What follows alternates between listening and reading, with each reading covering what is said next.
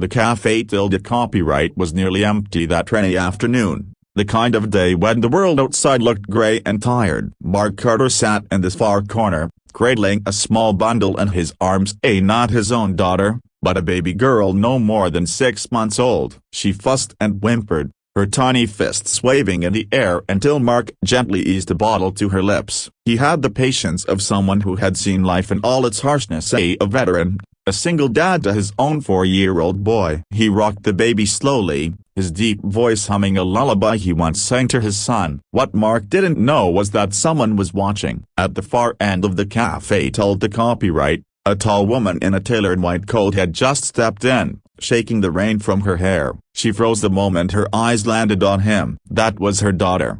Her name was Victoria Hale, a billionaire CEO, known for her sharp business instincts and a reputation for never showing weakness. Her world ran on schedules, contracts, and control. She had left her baby with a trusted nanny for just an hour while she handled a meeting nearby. But when the nanny had an allergic reaction and collapsed outside, Mark, a stranger, had stepped in without a second thought. The cafe tilde copyright owner, knowing Mark as a regular, had handed him the baby to calm her until help arrived. Now, Victoria stood in the doorway, her heart in her throat. She watched as Mark tilted the bottle with practiced care, wiping away a drop of milk from the baby's chin with his calloused thumb. He wasn't distracted by his phone, wasn't looking around for help. He was simply there, fully present in the moment. When she finally walked over, her heels clicking against the floor, Mark glanced up. She was hungry, he said simply, almost apologetically. I hope you don't mind, I've got a little one at home. Figured I'd know what to do. Victoria swallowed hard. You a broken bar you fed her? Seemed like she didn't have time to wait, Mark replied,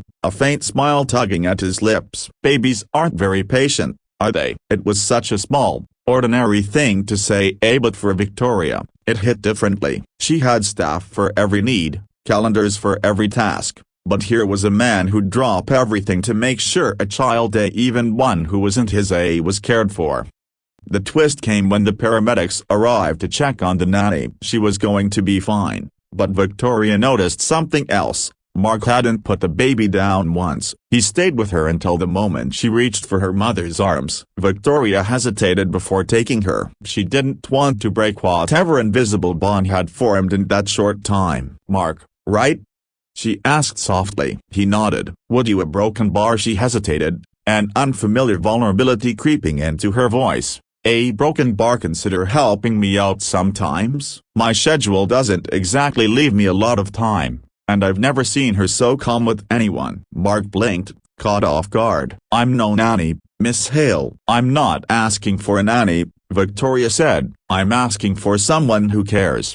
That night, back in her penthouse, Victoria couldn't shake the image of him out. The way he'd held her daughter like she was the most important thing in the world. For someone who lived surrounded by wealth, power, and luxury, it was humbling to realize that real value was in moments like those. She'd gone in expecting to retrieve her baby. She'd walked out having met someone who reminded her what humanity looked like. Sometimes, it isn't the grand gestures or expensive gifts that change a life, it's the quiet, selfless moments when a stranger chooses to care. And when we notice those moments, they can melt even the hardest of hearts. The nursery was quiet except for the soft, rhythmic sound of a baby sucking on a bottle. Alex, a single dad in his late 30s, sat in the oversized rocking chair, holding the infant in one arm, the bottle steady in the other. His own daughter was asleep in a crib across the room, a tiny fist curled near her face. He hummed softly up an old lullaby his mother used to sing while the warm glow from a night lamp painted the room in gold. He didn't hear the footsteps at first. He was too focused on the small,